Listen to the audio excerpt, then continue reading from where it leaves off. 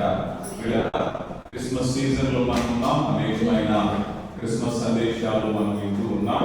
మరి ఎంతమంది మన యొక్క సహవాసపు ప్రసంగాలు వింటున్నారో మరి నేను వింటున్నారని భావిస్తున్నాను.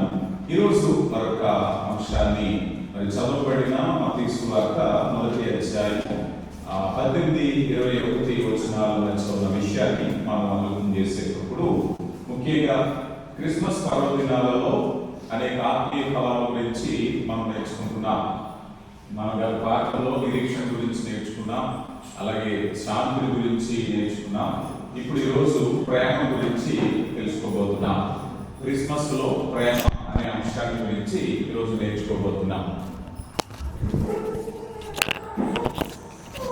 మనందరికీ తెలుసు, క్రిస్మస్లో ప్రేమ అనే విషయాన్ని గురించి ఆలోచన చేస్తే దేవుడు లోకాన్ని ఎంతో ప్రేమించారని, ఆ ప్రేమ తెలియపరచటానికే వారు శరీర రీతిగా ప్రభువారు ఈ భూమి మీదకి వచ్చారని మనం అనేక పాఠాలు నేర్చుకుంటాం. అయితే ఇక్కడ చదవబడినటువంటి మత్తయి సువార్త 1వ అధ్యాయము 18-21 వచనాల మధ్య జరిగినటువంటి సంఘటన క్రిస్మస్ సందర్భాలలో ఎక్కువగా మనం వింటూ ఉంటాం. ఇందులో కొన్ని ప్రేమలను మీకు తెలియపరచాలని, క్రిస్మస్ లోకానికి ప్రేమను అందించిందని మనం తెలుసుకుంటాం కదా. అందులో ఆనాటి సందర్భంలో ప్రేమను మీకు తెలియపరచడానికి ఇష్టపడుతున్నాను. అందులో మొట్టమొదటి ప్రేమ మరియా యేసేపు ప్రేమను మనం చూడగలుగుతాం. ప్రియులారా గమనించండి, 18వ వచనం.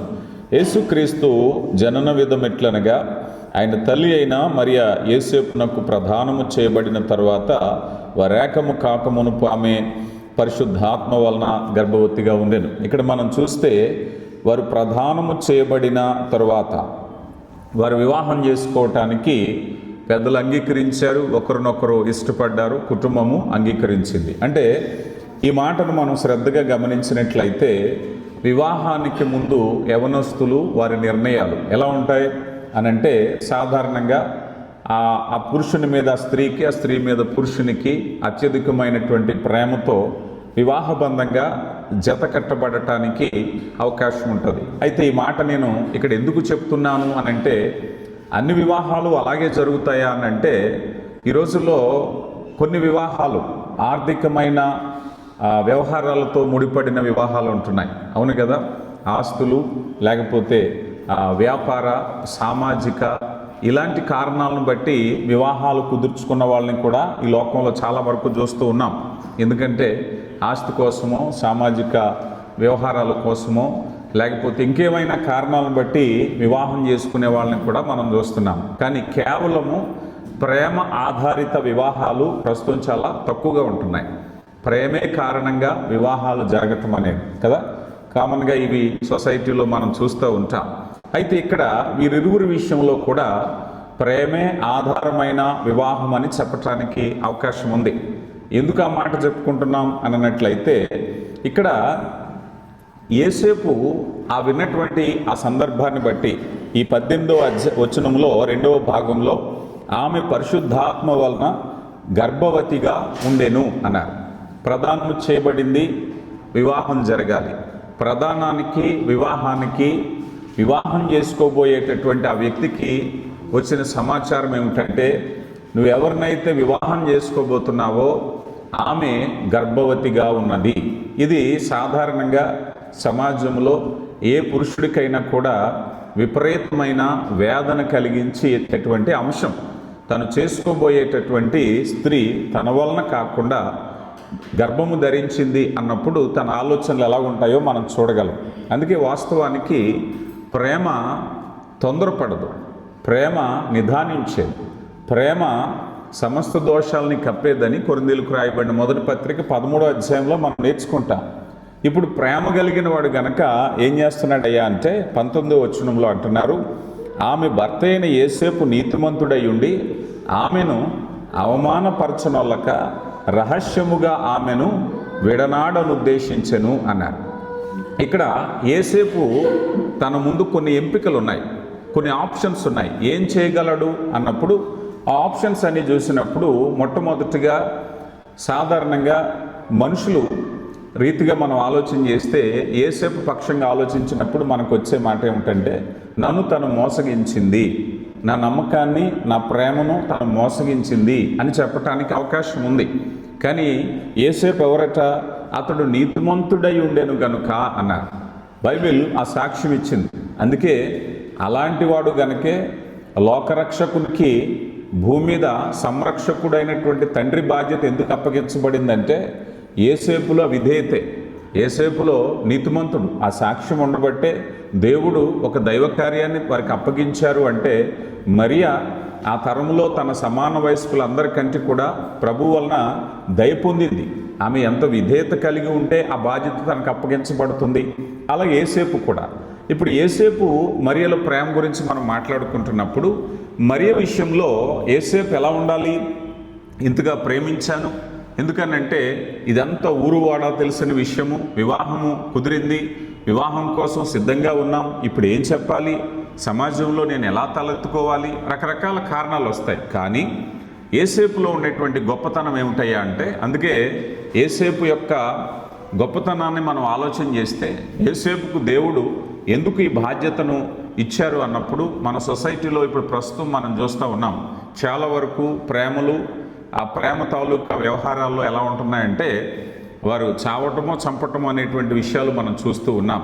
వివాహానికి అంగీకరించకపోయినా, లేకపోతే వారి ప్రేమను అంగీకరించకపోయినా, ఏవో కారణాలను బట్టి దేనికైనా కూడా వెనకాడనటువంటి మూర్ఖ స్వభావాలు ఉన్నాయి. సైకాలజికల్గా ఒక మాట ఉంది, అత్యధికమైన ప్రేమ, అత్యధికమైన ద్వేషము, ఈ రెండు ఉన్న వాళ్ళకి దూరంగా ఉండమంటారు. ఎక్కువ ఓవర్ లవ్ కూడా కరెక్ట్ కాదు.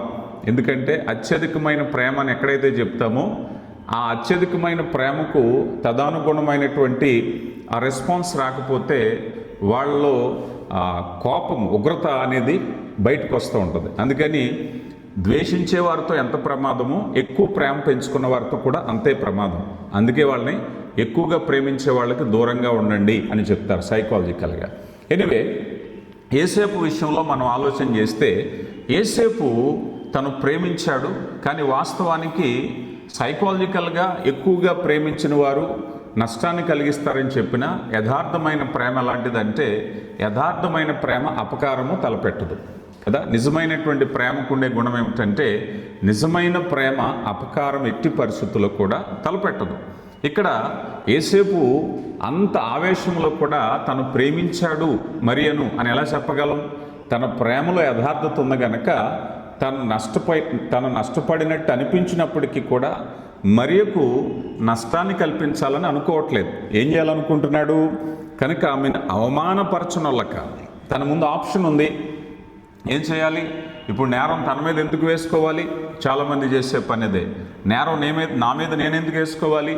ఆమెను పబ్లిక్గా అవమానపరిస్తే అందరూ ఆమెనే అనుకుంటారు, నా తప్పు లేకపోతుంది, పబ్లిక్లో నాకు సింపతి వస్తుంది కనుక నేను మరొక వివాహం చేసుకోవచ్చు, ఏదో ఒక కారణాన్ని పెట్టవచ్చు. కానీ ఈయనేమనుకుంటున్నాడంటే, ఆమెను అవమానపరచకూడదు. చాలా స్ట్రాంగ్గా నిర్ణయం తీసుకున్నాడు. ఎట్టి పరిస్థితులలో ఆమెను అవమానపరచకూడదు. పిల్లలు గమనించండి. కనుక రహస్యముగా ఆమెను విడనాడనుద్దేశించి, ఈరోజు మనం చూస్తూ ఉంటాం, కొన్నిసార్లు భార్య భర్తల మధ్య ఏమైనా గొడవలు వచ్చినప్పుడు ఆ భర్తకు తెలియకుండా భార్యకు తెలియకుండా భర్త అనేక మందికి చెప్పేస్తూ ఉంటారు. చాలామంది ఇంట్లో విషయాలు, చెప్పకూడని విషయాలు. ఎందుకనంటే కొన్ని విషయాలు మనం కొంతవరకే ఉండాలి. కానీ భర్త భార్యల విషయాలు అనేవి కామన్గా ప్రపంచంలో అత్యంత ప్రైవసీ, వాళ్ళిద్దరికీ సంబంధించినవి. కొన్నిసార్లు ఈ భార్య పుట్టింటోళ్ళకి చెప్తూ ఉంటుంది, లేకపోతే ఇరుగు పొరుగు వారికి, స్నేహితులకి. ఎట్టి పరిస్థితుల్లో అలా చెప్పడానికి అవకాశం లేదు. ఎందుకనంటే ప్రేమించినటువంటి భర్తగా యేసేపు చేసే పని ఏమిటంటే, ఆమెను అవమానపరచకూడదు, రహస్యంగానే విడిచిపెట్టాలనుకుంటున్నాడు. ఎవరికైనా చెప్పి సిగ్గుపరిపించాలి, మరేదైనా చేయాలి అంటే తనకి ఫుల్ రైట్స్ ఉన్నాయి. ఇంకొక అవకాశం ఉంది, ఎందుకంటే తను చెడ్డ చేయొచ్చు. మరొకటి, యోధ సభకు లేకపోతే ఆనాటి ఆ సభకు అప్పగించవచ్చు. ఆ సభ నిర్ణయిస్తుంది, ఆ సభ ఎంక్వైరీ చేస్తుంది.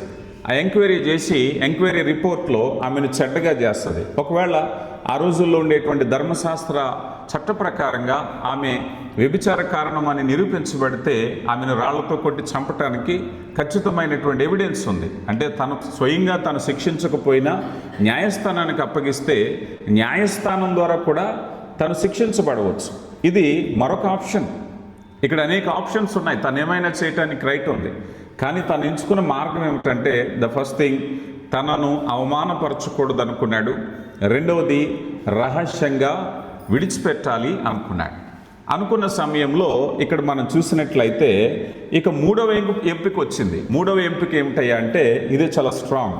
మూడవ ఎంపిక ఏమిటయ్యా అంటే అక్కడ 20వ వచనంలో, అతడి సంగతుల గురించి ఆలోచించుచుండగా ఇదిగో ప్రభుదూత స్వప్నమందు అతనికి ప్రత్యక్షమై, దావీదు కుమారుడైన యోసేపు, నీ భార్యని నా మరియను చేర్చుకొనుటకు భయపడకుము, ఆమె గర్భము ధరించినది పరిశుద్ధాత్మ వలన కలిగినది.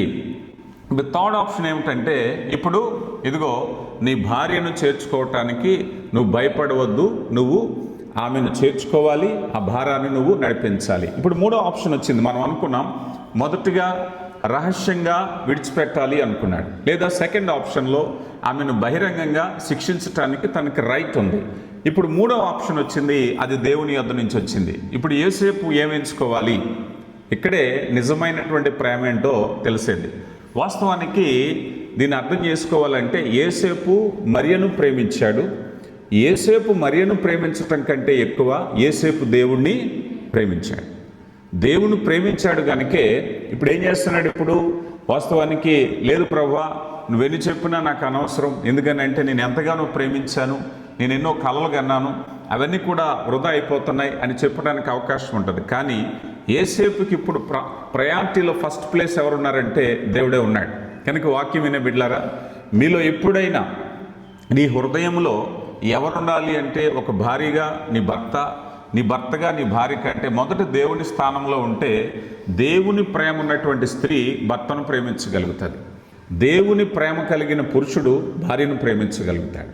పరిపూర్ణమైన ప్రేమ కావాలంటే మొదటిగా దేవుని ప్రేమ ఉండాలి. అందుకే మన బైబిల్ గ్రంథంలో చూస్తాం, నీ అక్కని కానీ, నీ తల్లిని కానీ, నీ చెల్లిని కానీ, నీ అన్నదమ్ములు కానీ ఎవరిని కూడా ప్రేమించొద్దు, మొదటిగా దేవుని ప్రేమించమన్నారు. ఎందుకని?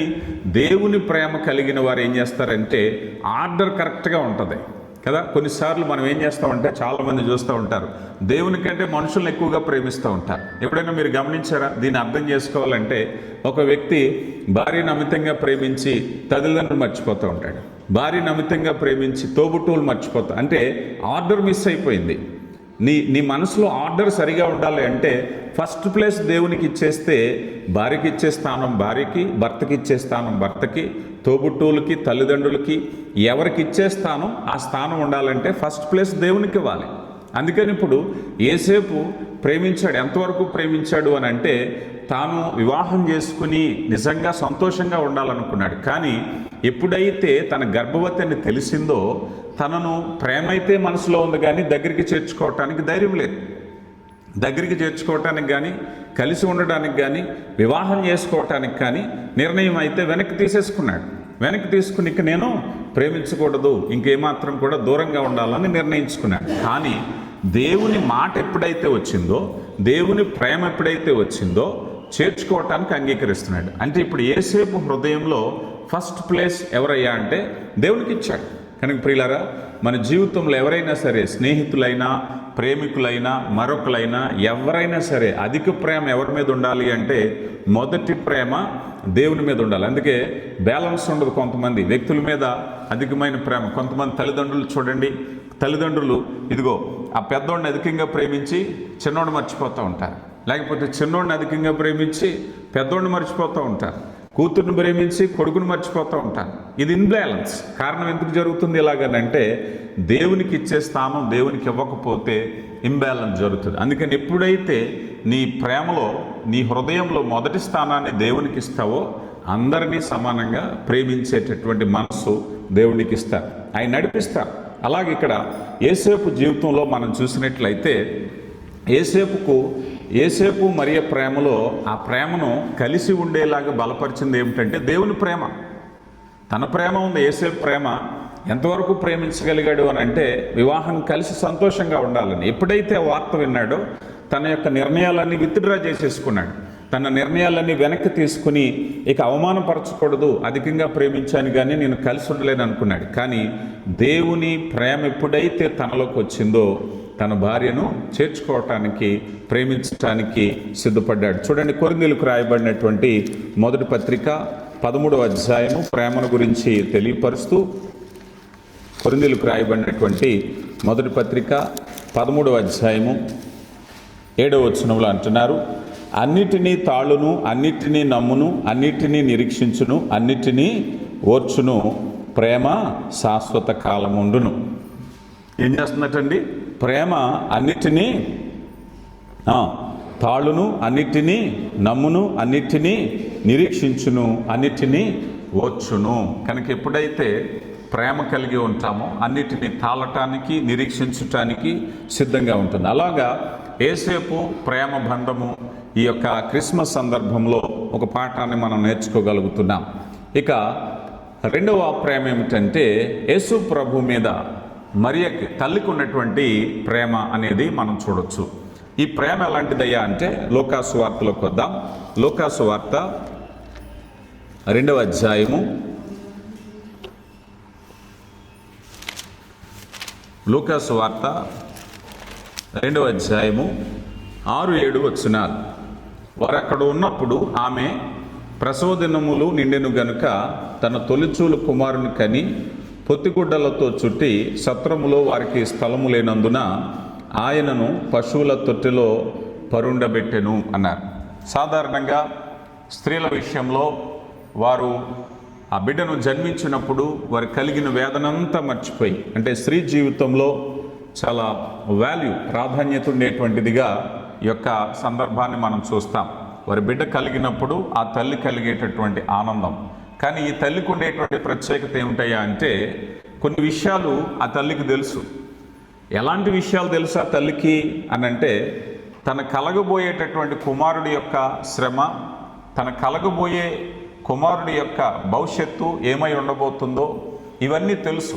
అన్నిటికంటే ముఖ్యంగా దేవుని చేత దయాప్రాప్తురాల నీకు శుభము, ఎందుకనంటే పరిశుద్ధాత్మ వలన నువ్వు గర్భము ధరించబోతున్నావు. ఆ శిశువు ఎవరో ప్రపంచం అందరికంటే బాగా ఎరిగినటువంటి తల్లిగా మరియకు తెలుసు. మరియా ఆ బిడ్డను ప్రేమిస్తుంది.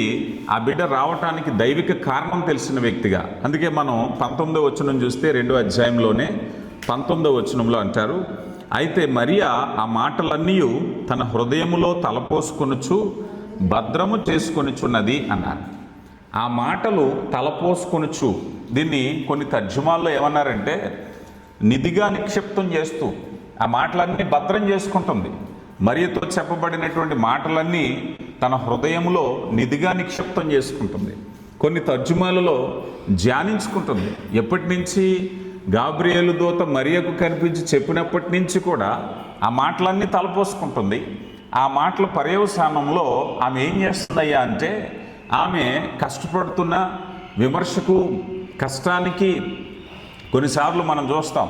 ఒకవేళ దేవుని పిలుపు వచ్చింది అనుకుందాం. సాధారణంగా చాలామంది అయ్యా నువ్వు దేవుని పని చేస్తావా లేకపోతే ఉద్యోగం చేస్తావా అని అంటే ఏం చేస్తారంటే ఉద్యోగాన్ని అయితే వదలలేను కానీ అనేటువంటి ఒక నిర్ణయానికి వస్తారు. నేను ఉద్యోగం చేస్తూ దేవుని సేవ చేయకూడదా, మరేదైనా కావచ్చు. ఇలాంటివి కొన్ని విషయాల్లో శ్రమను ఎదుర్కోవటానికి కొంతమంది సిద్ధపడరు. కానీ మరి విషయంలో అమ్మా దయాప్రాప్తురాలా నీకు శుభం, ఇది జరుగుతుంది అని అన్నప్పుడు ఆమె జరగబోయే విషయాల కంటే నేను గర్భం ఎలా ధరించగలుగుతాను అనేటువంటి ఆశ్చర్యాన్ని వ్యక్తపరిచింది. కానీ అయ్యో ప్రభువా నాకు ఈ బాధ్యత అప్పగిస్తున్నావు, సమాజం ఏమంటుందో, వివాహం కొరకు సిద్ధంగా ఉన్నాను, చేసుకోబోయే భర్త ఏమంటాడో, ఈ ప్రశ్నలు ఏమి వినపడవు, ఈ ప్రశ్నలు ఏమి మనకు కనిపించవు. మరియా ఎంతగా ప్రేమించింది దేవుని చిత్తాననే విషయాన్ని ఇక్కడ మనం చూస్తూ ఉన్నాం. మరి అంతగా ప్రేమించింది ఒకే ఒక్క మాట, ఇది ఎలాగ సాధ్యం ప్రభువా అంటే మనుషులకు అసాధ్యమే కానీ దేవునికి సమస్తము సాధ్యమే. ఆ ఒక్క మాట సరిపోయిందంతే. మరి ఆ ఒక్క మాట అంగీకరించిన తర్వాత అయ్యో కాబోయే భర్త విషయంలో ఎలాగా, సమాజంలో ఎలాగా, నా భవిష్యత్తు ఏమిటి, తర్వాత ఏమిటి, ఆ బిడ్డ బాధ్యత ఏమిటి, ఇవేమీ ఆలోచించలేదు తను. ఆ మరియా ఆ శిశువుని ఎంతగా ప్రేమించిందంటే ఇందాక మనం చదివాం కదా, ఆ శిశువును ఆ చలిలో, ఆ ప్రాంతంలో సరైన స్థలం లేదు, సత్రములో స్థలము లేనందున. కానీ ఆ తల్లి సంతోషంగానే ఉంది, ఎందుకంటే అన్న మాటలు నెరవేరుతున్నాయి. అనుకున్న విధంగా కుమారుడు జన్మించాడు. ఆమెలో ఆనందమే కలిగిస్తుంది. అయ్యా, ఇక్కడ వసతులు లేవు, రూమ్ లేదు, మరొకటి లేదు, ఏ ఇబ్బంది లేదు. ఈ మధ్యకాలంలో నేను ఎక్కువ మంది చూస్తూ ఉన్నాను, ఈ వివాహం అయిన తర్వాత డెలివరీకి వెళ్ళి పంపించిన తర్వాత అల్లుడు గారు అత్తవారికి కొన్ని ఆజ్ఞలు పెడతా ఉంటారు. ఫలానా హాస్పిటల్ అయితేనే డెలివరీకి, ఏది పడితే అది కుదరట్లేదు. ఈరోజు సొసైటీలో చాలామంది ఆ తల్లులు నా దగ్గరికి వచ్చి బాధపడిన సందర్భాలు ఉన్నాయి. అయ్యా, మా ఇంట్లో ఫలానా హాస్పిటల్ ఉంది, మా బంధువులు ఉన్నారు, ఆ డాక్టర్ గారు మాకు తెలుసు, కానీ మా అల్లుడు గారు అక్కడైతే వద్దంటున్నారు. మరి ఎక్కడమ్మా? ఆయన ఏదో పేరు చెప్తున్నాడు, ఆ హాస్పిటల్లో అయితేనే డెలివరీకి తీసుకువెళ్ళాలంటున్నారు. ఇలాంటి మాటలు మనం వింటూ ఉన్నాం. కానీ ఈ తల్లి, ఈ మరియా, తన బిడ్డ సరైనటువంటి స్థలము లేదు, పశువుల తట్టులో ఆ పొత్తిగుడ్డలతో చుట్టబడినటువంటి ఆ బిడ్డను చూసి తల్లి మురిసిపోతుంది. ఎందుకంటే ఆ బిడ్డను ఆ తల్లి అంతగా ప్రేమించింది. ఇంకా చెప్పాలి అని అంటే మరియ ప్రేమను అర్థం చేసుకోవటానికి యేసు ప్రభువారు ఈ భూమి మీద ఉన్న నాళ్లలో ఆమె ఏమి తలపోసుకుంది, ఏమి గుప్తం చేసుకుంది, ఏమి ధ్యానం చేసింది అని అంటే కొన్ని మాటలు కొంతమంది గురించి మనం ఎక్కువగా ప్రేమించినప్పుడు, అమితంగా వారిని ప్రేమించినప్పుడు వారి ఆ సందర్భాలు ఉదయంలో భద్రపరుచుకుంటాం. కొన్ని మాటలు మర్చిపోం. కొన్ని మాటలు ఎప్పుడు కూడా అలాగే మర్చిపోకుండా ప్రతి మాట కూడా గుర్తుంచుకుంటాయి. రీసెంట్గా మీరు విన్నారో లేదో, నా స్నేహితులు సింగపూర్ నుంచి వచ్చారు. సుమారుగా వారిని చూసి నేను 12 ఏళ్ళు అయింది. ఇప్పుడో 12 ఏళ్ల తర్వాత వారు నా దగ్గరికి వచ్చిన తర్వాత అప్పట్లో జరిగినటువంటి అనేక విషయాలు, ప్రతి మాట కూడా ఇప్పుడు నాకు మళ్ళీ గుర్తు చేస్తూనే ఉన్నారు. ఏ విషయము, ఏ సందర్భము, ఏది మర్చిపోలేదు. అంటే నా మీద వారికి ఉన్న ప్రేమ కదా. ఉదాహరణకి మనకు బాగా తెలిసిన వారు ఎవరో వచ్చి ఎక్కడో కొంతకాలం అయిన తర్వాత కనిపించి పరిగెత్తుకుని వెళ్ళి మనం పలకరించినప్పుడు మీరు ఎవరో నాకు గుర్తులేదు అన్నారు అనుకోండి, మన మనసుకి ఎంత బాధగా ఉంటుంది, అవునా కాదా? అంటే వారు మనల్ని గుర్తుపెట్టుకోలేదు అని అంటే మన మీద వాళ్ళకి శ్రద్ధ లేదు. శ్రద్ధ కలిగి ఉంటే మనసులు తలపోసుకుంటారు. ఇక్కడ మరీ విషయంలో ఆమె ఆ మాటలన్నీ హృదయములో తలపోసుకోవటం అంటే ధ్యానించేస్తుంది, తను భద్రపరుచుకుంది. కార్యాలు ఎలా నెరవేరుతున్నాయి. ఆ రోజు గాబ్రియేలు దూత చెప్పిన ప్రకారంగానే ఈ మాట జరిగింది. ఆమె తలపోచుకుంటుంది. అయ్యో, దైవకార్యం ఎంత చక్కగా జరుగుతుంది, నేను యవనస్తురాలుగా కన్యగా ఉన్నప్పుడు వచ్చి నువ్వు గర్భము ధరించబోతున్నావు అన్నారు. అయితే ఇది ఎలా సాధ్యం అన్నాను. నిజంగా నాకు గర్భం రావటం, ఈ గడిచినటువంటి నెలలన్నీ కూడా ఆ బిడ్డను నా గర్భంలో నేను దాయటం, మరలా ఆ బిడ్డ జన్మించటం, ఆ బిడ్డను చూసి తలపోసుకుని ధ్యానిస్తూ ఉంది. ఆ సమయంలో మరలా మనం ఒకసారి 2వ అధ్యాయంలోకి వస్తే 34వ వచనంలో సుమియోను గురించి వస్తాం. సుమియోను వారిని దీవించి, ఇదిగో అనేక హృదయాలోచనలు బయలుపడినట్లు ఇశ్రాయేలీయుల్లో అనేకులు పడుటకును తిరిగి లేచుటకును వివాదాస్పదమైన గుర్తుగా ఈయన నియమించబడుచున్నాడు. మరియు నీ హృదయములోనికి ఒక ఖడ్గము దూసుకొని పోవచ్చున్నదని ఆయన తల్లి అయిన మరియతో చెప్పింది. ఒక వేదన వస్తుంది. మరియా ఇప్పుడు కూడా మాట చెప్పుకోవాలి కదా మనం, తన హృదయములో తలపోసుకొనుచు భద్రం చేసుకుంటుంది. సుమియోనికయ్యా, ఇదిగో నీవు ఆయన చూసే వరకు నువ్వు మరణం కావు అన్నారు. ఆ ప్రవచనం ఉండబట్టి, ఆ వాగ్దానం ఉండబట్టి సుమియోను దేవుని సన్నిధిలో కనిపెట్టుకుంటున్నాడు. ఇదిగో సమయం వచ్చింది. ఆ బాలుని చూశాడు. ఆ బాలుని చూసి ప్రవచిస్తూ, ఇదిగో నాదా, ఇప్పుడు నీ మాట చొప్పున సమాధానముతో నీ దాసుని పోనిచ్చుచున్నావు. అన్యజనులకు నిన్ను బయలుపరచుటకు వెలుగుగా, నీ ప్రజలైన ఇశ్రాయేలీయులకు మహిమగాను, నీవు సకల జనులకు ప్రజల ఎదుట సిద్ధపరిచిన నీ రక్షణ నేను కనులారా చూచితిని చెప్తున్నాడు. ఆ చెప్పే సందర్భంలోనే ప్రవచనాన్ని చెప్తున్నాడు. మరియా, నీ హృదయంలో నుంచి ఖడ్గము దూసుకొని పోవును. ఇప్పుడు ఏం చేస్తుంది మరియా? తన బిడ్డను ప్రేమించినటువంటి తల్లిగా ఆమె ఆ మాట గురించి చూస్తూ ఉంది. ఎంత ప్రేమించిందంటే మనం 49వ వచనాన్ని మనం చూసినప్పుడు, 49వ వచనం, యేసు ప్రభువారు 12 ఏళ్ల ప్రాయంలో ఉండగా మీరేళ నన్ను వెతుకుచుంటిరి, నేను నా తండ్రి పనుల మీద ఉండాలని మీరెరుగరా అని చెప్పాను.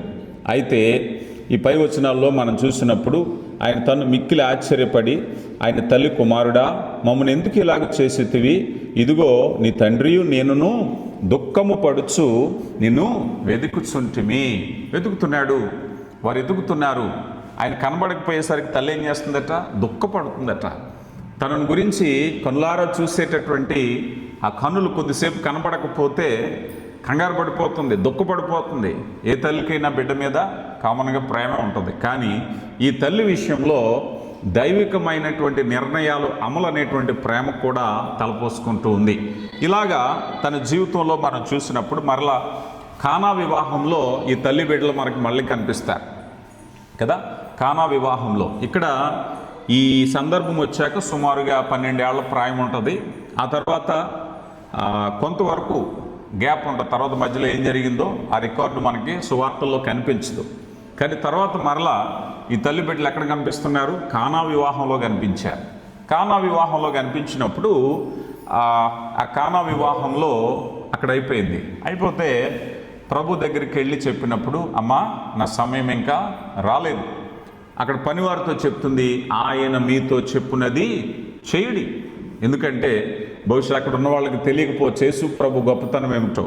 యేసు ప్రభు అద్భుతాలు చేశాక, యేసు ప్రభు వారు బోధించాక, యేసు ప్రభు వారు సిలువ వేయబడ్డాక, యేసు ప్రభు వారు పునరుద్ధానుడయ్యాక చాలామందికి తెలిసి ఉండొచ్చు. కానీ తల్లి తన గర్భము ధరించినప్పుడే ఆ తల్లికి తెలుసు తన గర్భంలో ఉండేటువంటి శిశువు వాగ్దాన శిశువు అని. తల్లికి తెలుసు గాబ్రియేలు ఇచ్చినటువంటి ఆ మెస్సయ్య ఈ గర్భం ద్వారా రాబోతున్నాడని ఎరిగినటువంటి తల్లి. అందుకని ఆ తల్లి ఆ బిడ్డ మీద ఎంత ప్రేమ పెంచుకుంది. అలాగే పెంచింది. మనం యోహాను సువార్త 19వ అధ్యాయం సిలువలో జరిగిన సంఘటన కూడా మనం చూస్తే 19వ అధ్యాయము 25వ వచనాన్ని మనం చూసినప్పుడు ఆయన తల్లి సహోదరి క్లోప భార్య అయిన మరియయు మగ్దలేని మరియు యేసు సిలువనొద్ద నిలుచుండిరి. ప్రేమించినటువంటి తల్లి, మరణము వరకు ప్రేమించినటువంటి తల్లి. ఎప్పటి వరకు ప్రేమించిందంటే ఆ బిడ్డను ఇదిగో ఆ సిలువకు అప్పగించారు. ఆ తల్లి అప్పుడు కూడా ప్రేమిస్తూనే ఉంది. ఏ సందర్భంలోనైనా ఆ తల్లిని ప్రేమించింది. కనుక ప్రియులారా, మరియ ఇక్కడ బిడ్డ అయినటువంటి యేసు ప్రభు మీద పెంచుకున్నటువంటి ప్రేమ, రెండవ ప్రేమ మనం చూస్తున్నాం. ఇక మూడవ ప్రేమను మనం చూసినట్లయితే పాపుల పట్ల దేవుని ప్రేమ ఈ క్రిస్మస్లో మనం చూడగలుగుతాం. అవును కదా.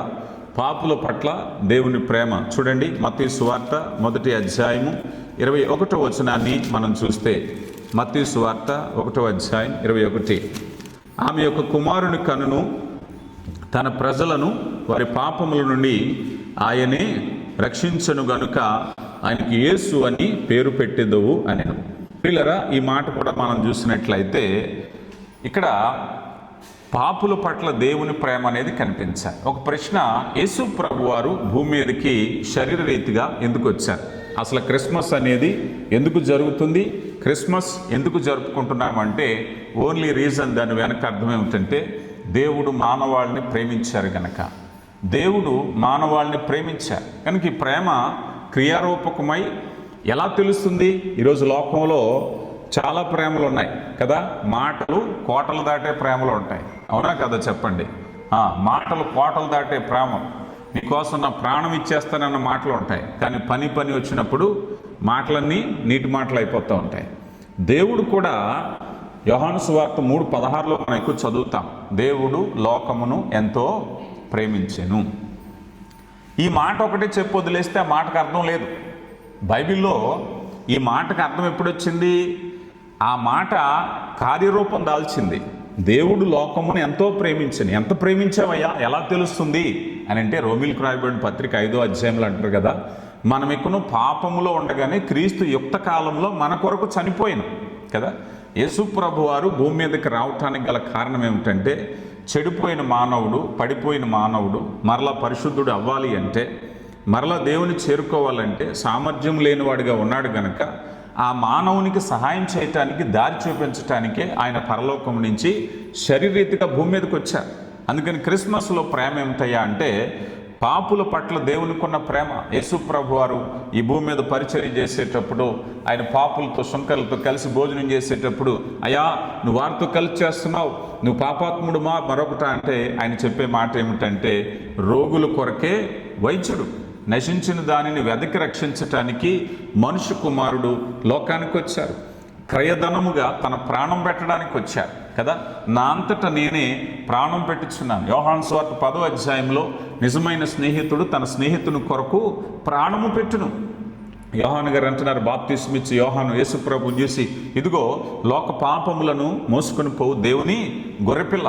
యేసుప్రభు ఎందుకు వచ్చారంటే మన విమోచన కొరకు. యేసుప్రభు ఎందుకు వచ్చారంటే క్రయధనం. మానవుడు చేసినటువంటి పాపానికి పరిహారం చెల్లించాలి అంటే రక్తం చెల్లించాలి, ప్రాణం పెట్టాలి. ఎవరు పెడతారు? అయ్యా, లోకంలో ఈరోజు ఎవరైనా నువ్వో నేనో ఎవరైనా పెట్టాలి అంటే అది అంగీకరించబడదు, ఆ రక్తము అంగీకరించబడదు. మరి మానవునికి విమోచన ఎలాగా? దేవుని చేతిలో శిక్షించే అధికారం ఉంది. దేవుని వాక్యం చెప్తుంది, పాపం వల్ల వచ్చే జీతము మరణం, కనుక ఇక చావవలసిందే.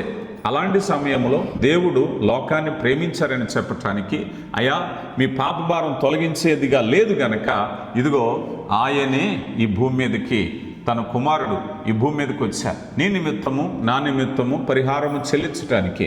యేసు ప్రభు వారు పాపము చేయలేదు, కానీ ఆయన పాపిగా ఆ శిలువ మీద ఎంచబడ్డారు. ఆయన విమోచించటానికి వచ్చారు. ఈరోజు కనుక మనం అనుకుందాం, యేసు ప్రభు భూమి మీదకి రాలేదు అనుకుందాం, మనం అందరం ఏమై ఉండేవారు? పాపులుగానే మిగిలిపోయి ఉండేవాడు. కానీ దేవుని యొక్క ప్రణాళిక, దేవుడు లోకాన్ని ప్రేమిస్తున్నాడు. దేవుని ప్రేమ మానవుల ప్రత్యక్షత ఎప్పుడైతే వచ్చిందంటే, యేసు ప్రభు వారు భూమి మీదకి వచ్చాక ఆయన మాట నిజమైంది, ఆయన మాట క్రియారూపకమైంది. ఆయన మాట మాత్రం చెప్పే దేవుడు కాదు, కార్యం చేసే దేవుడు.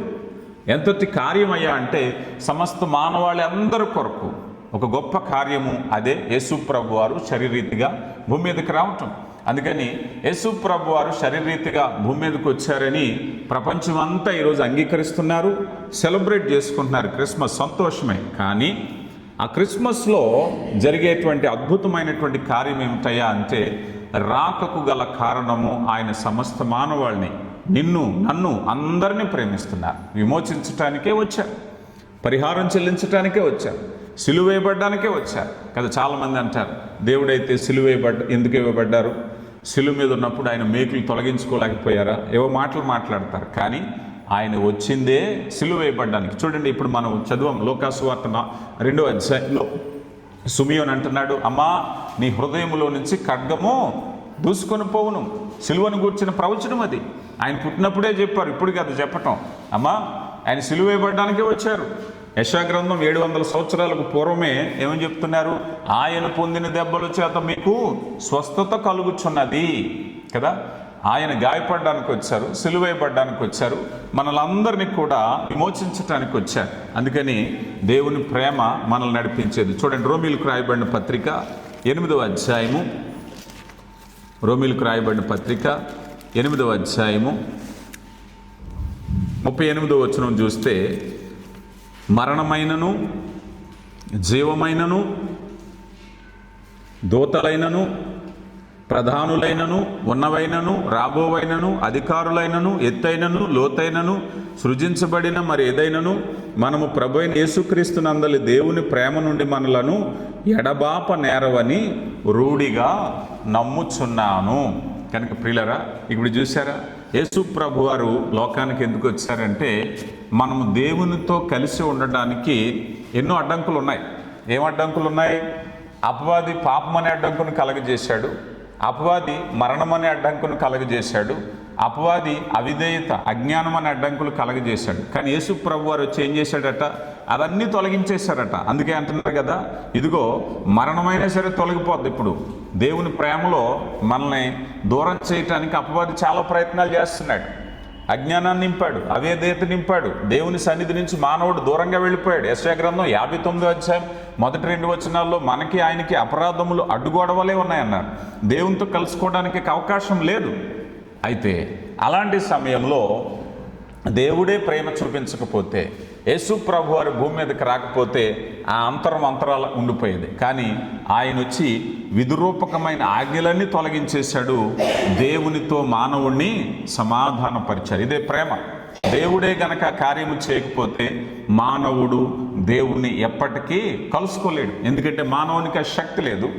ఏ నాయకునికి ఆ శక్తి లేదు, ఏ మతానికి ఆ శక్తి లేదు, ఏ విధమైన విధానానికి లేదు. యేసు ప్రభువారు మాత్రమే స్వయంగా ఈ భూమి మీదకి వచ్చి శరీరాన్ని ధరించుకుని ప్రాణాన్ని పెట్టి మరణించి తిరిగి లేచారు గనక మనం మరలా పరిశుద్ధులుగా దేవుని చేరుకోవటానికి దేవుడు అవకాశం ఇచ్చారు. అందుకే ఈ క్రిస్మస్ అనేది పాపుల పట్ల దేవునికి ఉండే ప్రేమ.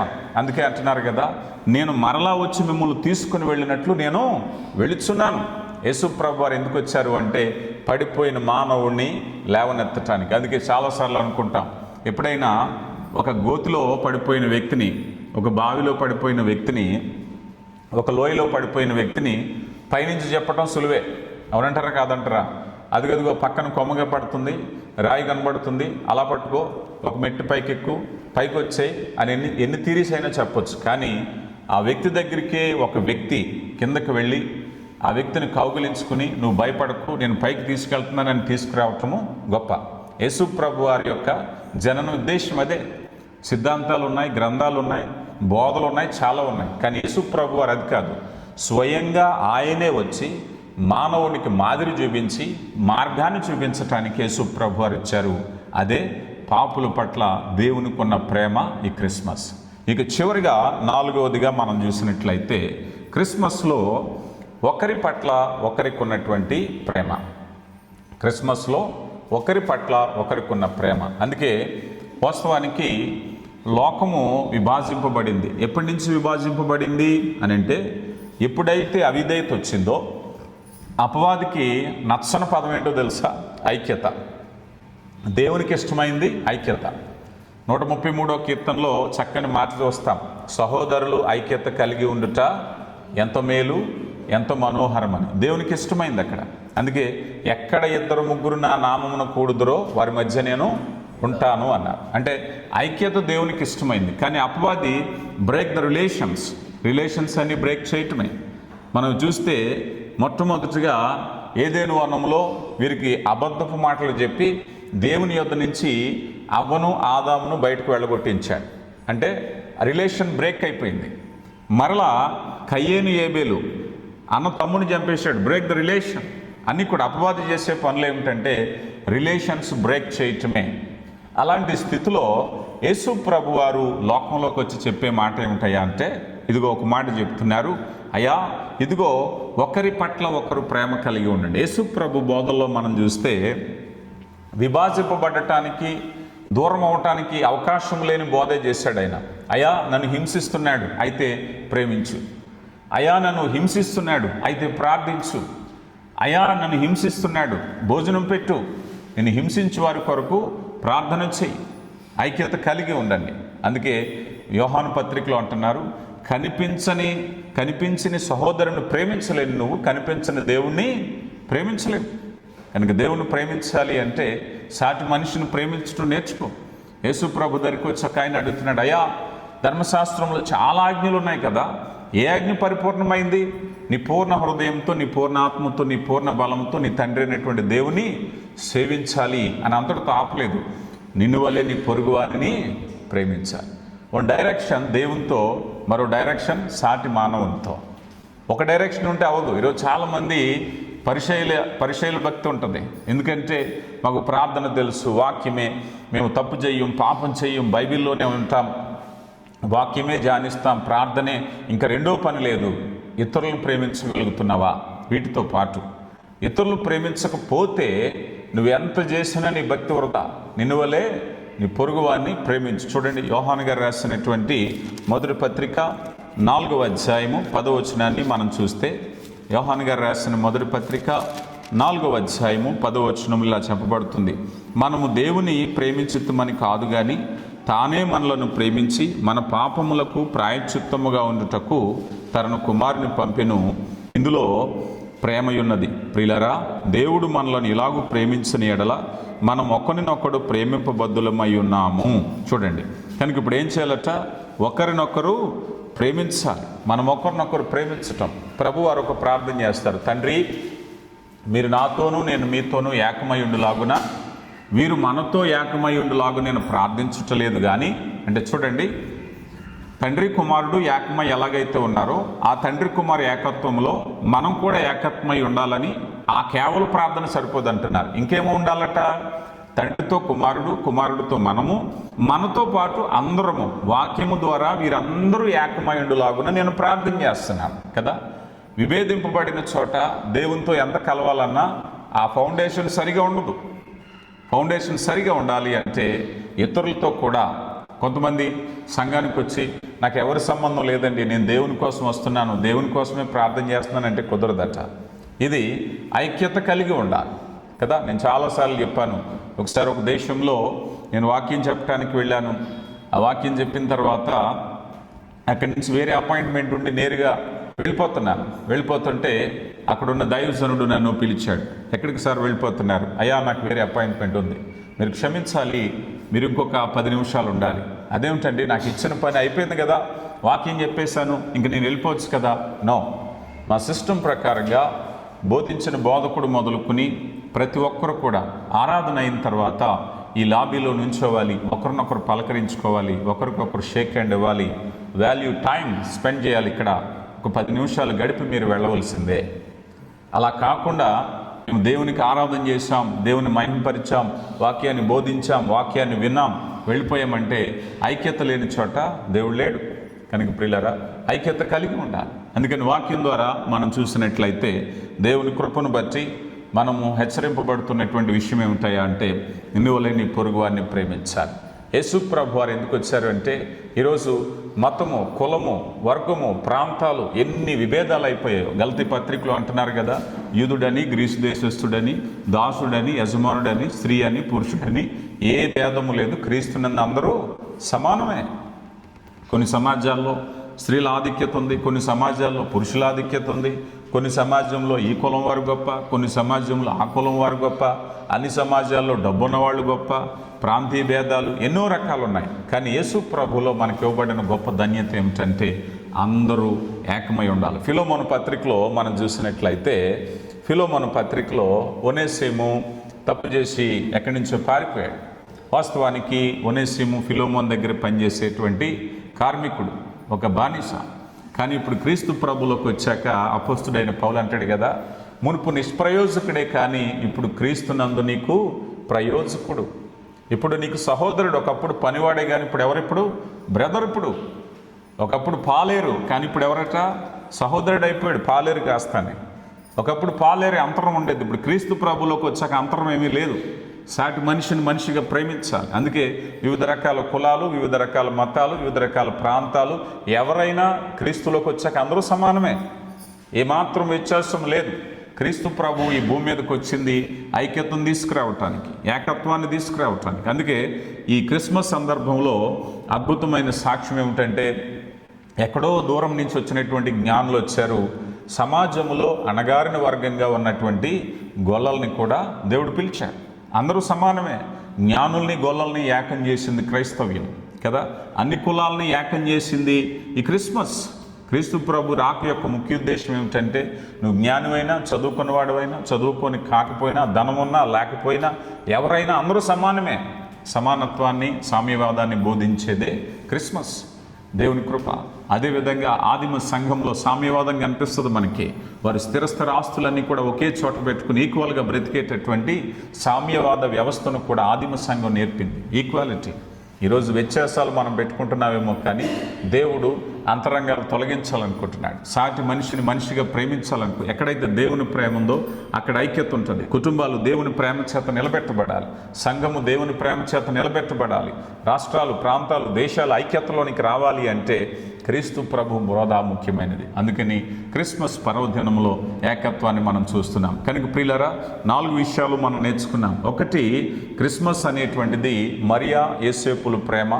క్రిస్మస్ అనేటువంటిది మరియా యేసు ప్రభు పట్ల మరియ ప్రేమ. మూడవదిగా పాపుల పట్ల దేవుని ప్రేమ. నాలుగవదిగా ఒకరి పట్ల ఒకరి ప్రేమ. ఇది క్రిస్మస్ మనకు బోధించేటువంటి ప్రేమ. అట్టి ప్రేమను కలిగి ఉందాం. దేవుడు మిమ్మల్ని దీవించునుగాక. వాక్య ఫలింపు కొరకు ప్రార్థించుకుందాం. కృప కలిగిన దేవా, ప్రేమ నమ్మకం కలిగిన మా తండ్రి, మహోన్నతుడా,